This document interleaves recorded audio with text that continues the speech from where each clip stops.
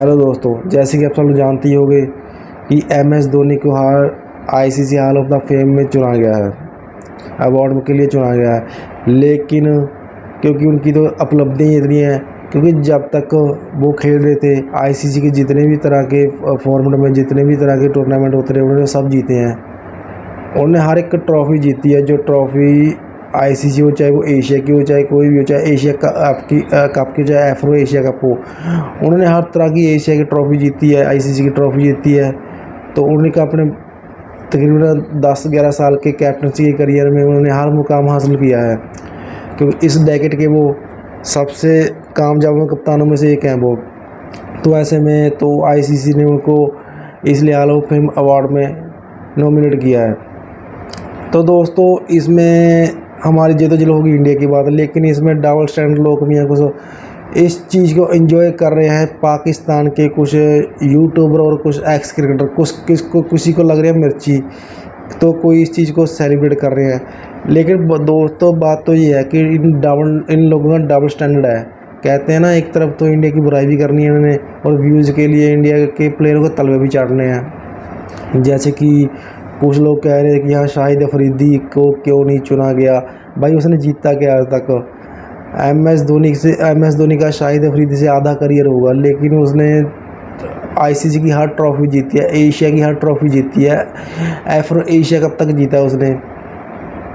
तो दोस्तों, अब ये बताओ कि शाहिद अफरीदी और एम एस धोनी में क्या कंपैरिजन बनता है। मैच शाहिद अफरीदी ने भले ही ज़्यादा खेले हो, लेकिन रन उसके किसी भी फॉर्मेट में उससे आधे भी नहीं है धोनी से। एवरेज के मामले में सबसे नीचे है। एवरेज धोनी की 50 प्लस की है ओडीआई में, शाहिद अफरीदी की क्या है, 22-23 की एवरेज है। बंदा एक, इसका मतलब ये थोड़ी है कि स्ट्राइक रेट थोड़ी था कि हाँ, बंदा आते एक छक्का लगाए दूसरी गेंद पे आउट हो जाए, तो उसका क्या फ़ायदा है। लेकिन सबसे ज़्यादा मज़े लगे हुए पाकिस्तानियों के। इतनी बात तो यहाँ पर शायद इंडिया में नहीं होगी जितनी पाकिस्तान में बात हो रही है एम एस धोनी के अवार्ड के बारे में। जैसे एम एस धोनी को दोबारा जिंदा कर दिया गया वहाँ पे। जैसे उन्होंने वो अभी भी खेल रहे हो, करंट क्रिकेटर हो, लेकिन वो तो क्रिकेट से 6 साल से दूर हो चुके हैं। लेकिन हालात ऐसे बना रखे पाकिस्तानी ने जैसे कि वो अभी भी खेल रहा हो। वो ऐसे कर रहे हैं, एक तरफ तो बोल रहे हैं कि हाँ, इंडिया का तनवीर अहमद जैसे लोग बोल रहे हैं कि इंडिया के पास पावर है, इंडिया अपने आईसीसी को ख़रीदा हुआ है, वो आईसीसी कुछ भी करवा सकता है, अपने प्लेयर को कुछ भी दिलवा सकता है, ये भी करवा सकता है। क्योंकि आपको पता होगा, उनका अब कोई भी प्लेयर जो है ना आईसीसी की रैंकिंग में नहीं है। जैसे उनका घंटे का किंग कहते हैं बाब जिम्बू, वो भी टीम में आईसीसी के टॉप 10 से बाहर हो चुका है T20 के। देख, अब 1-2 मैच उसके ओडिया के फेलियर आ गए, तो ओडिया में भी शायद बाहर जाएगा वो। ओडिया में भी, क्योंकि अब उसकी परफॉर्म वैसी नहीं है, क्योंकि वो बंदा अभी तक वहीं का वहीं खड़ा है, वो अपडेट हुआ नहीं टाइम के साथ। तो हमारा मेन मुद्दा तो यही था कि एम एस धोनी को जो आईसीसी क्रिकेट ने हॉल ऑफ फेम अवार्ड में नॉमिनेट किया है, तो उसके लिए हम उसको कंग्रेचुलेशन बोलते हैं। लेकिन इसमें सबसे ज़्यादा मज़े लगे हुए पाकिस्तानी के, वो अपनी अपनी अलग अलग प्रतिक्रिया दे रहे हैं। जैसे कि उस तनवीर अहमद जैसे लोगों को मिर्ची लग रही है, और जो उनके बड़े नाम है एक्स क्रिकेटर, शायद वो उसको कुछ मिला जुली परफॉर्मेंस के तौर पर उसको सेलिब्रेट भी कर रहे हैं। लेकिन इसमें से सबसे ज़्यादा जो मज़े लेने वाले एक्स प्लेयर हैं वो हैं शोएब अख्तर। किसी टाइम वो एम एस धोनी को स्लेज किया करते थे कि हाँ, उसको मैं उसका सर पे बॉल मार दूंगा, उसकी छाती पे मार दूंगा, उसका सर फाड़ दूंगा, ये कर दूंगा, वो कर दूंगा। लेकिन अब वो अब फ्री हैं, वो क्रिकेट छोड़ चुके हैं, और एम एस धोनी भी क्रिकेट छोड़ चुके हैं। तो वो एक इंडिया से नाम लेने के लिए, उनकी बाबा लेने के तलबे चाटने के लिए उनको बोलते हैं कि हाँ, एम एस धोनी बहुत अच्छा इंसान था यार, बहुत अच्छा इंसान था, मैंने ऐसे ही उसको टारगेट किया। वो कूल बंदा है, वो कैप्टन, उसकी इतनी ज़्यादा मुंह से लड्डू निकल रहे ना इस इंडिया के लिए भी। हाँ भी, उसका बच लेने के तलवे चाटने आ गए एक आम पब्लिक के भी व्यू के चक्कर में। भाई, जब तू धोनी के साथ ग्राउंड में होता है तब तो तेरे को पता नहीं चला वो बंदा कैसा है। अब तो ग्राउंड के बाहर वो उसकी तारीफ़ कर रहा है। ये व्यू लेने की धंधा हुआ ना। आप भी तो अपना स्टेटमेंट सेम रखो ना।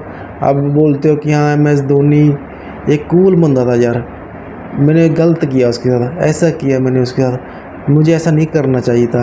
वो कूल बंदा, तो क्या हुआ, मुझे छक्का मार रहा है, छक्के मारने देता, क्या होगा, उसका खेलना काम है, मुझे ऐसा नहीं करना चाहिए था।